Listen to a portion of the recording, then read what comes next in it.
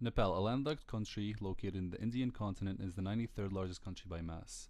The Terai region is a region that covers approximately 17% of total area of Nepal. Nepal's population is approximately 11 million people, where over 48% of Nepal's population is living in the Terai region.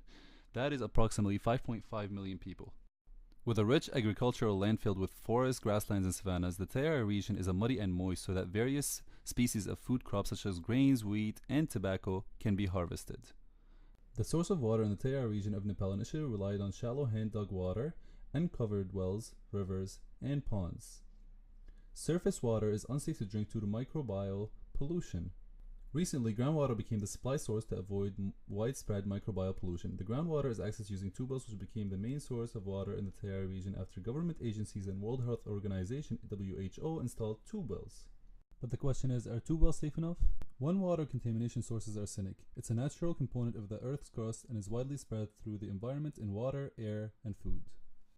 Arsenic can have both acute and chronic effects. Short-term acute symptoms include vomiting and diarrheas, and long-term chronic exposure effects can lead to skin, bladder, and lung cancer. The allowable arsenic concentration in drinking water was initially set by the Environmental Protection Agency (EPA) to 0.05 milligrams per liter. The concentration of arsenic was then reduced to 0.01 milligrams per liter due to the increased health effects that have been arising from inorganic arsenic. But Nepal could not reduce the concentration level of arsenic due to low economical means and other environmental issues. For risk assessment, the water ingestion rate was assumed to be 3 liters per day. The wells were classified containing 10 to 15 micrograms per liters of arsenic. 2 sets of calculations were performed, one with 20 micrograms per liter and one with 50 micrograms per liter. Exposure frequency was assumed to be 365 days per year. 2 sets of calculations were carried out, one with a child's weight of 15 kilograms and one with an adult's weight of 70 kilograms. The lifetime average daily dose is defined as follows.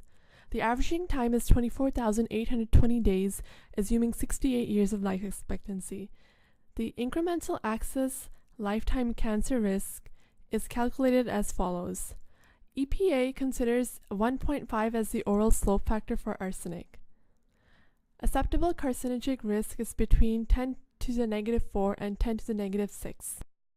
Assessing risk of other non-carcinogenic critical effects required looking at the chronic daily intake, which is defined as follows.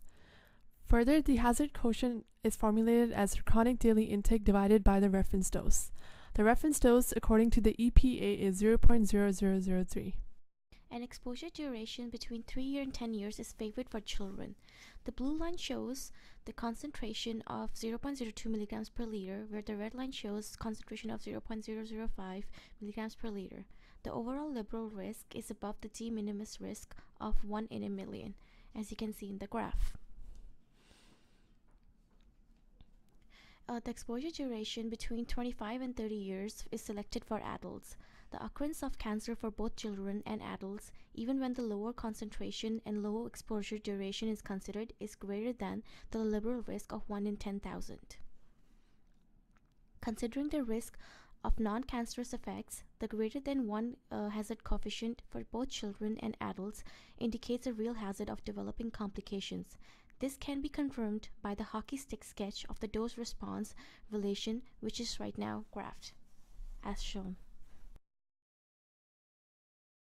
Arsenic diseases enhance discrimination against women and poor illiterate farmers, putting a strain on marital statuses while isolating children from school and social functions. Biosand filters provide filtration by means of gravel, sand, biolayers, and diffusers. By using gravity to push water to storage, arsenic pathogens are removed through layers of sand and microorganisms. The 3-gauge refilter is made by vertically stacking 3 pots. The top and middle pots work as a reactor in series while the bottom pot stores the treated water. The process of rainwater harvesting consists of collecting contaminated water through a gutter, delivering it through a filtration unit, and containing within a storage tank. Summer seasons contribute significantly to the amount of rainfall. Waste disposal and lack of monitoring are all contributors to the contaminated irrigation system. Through use of underground septic systems, wastewater is exposed to bacteria, breaking down the contaminated water. Arsenic contamination poses a threat to approximately half of Nepal's population, particularly to women. According to the WHO, concentration is greater than 10 micrograms per liter.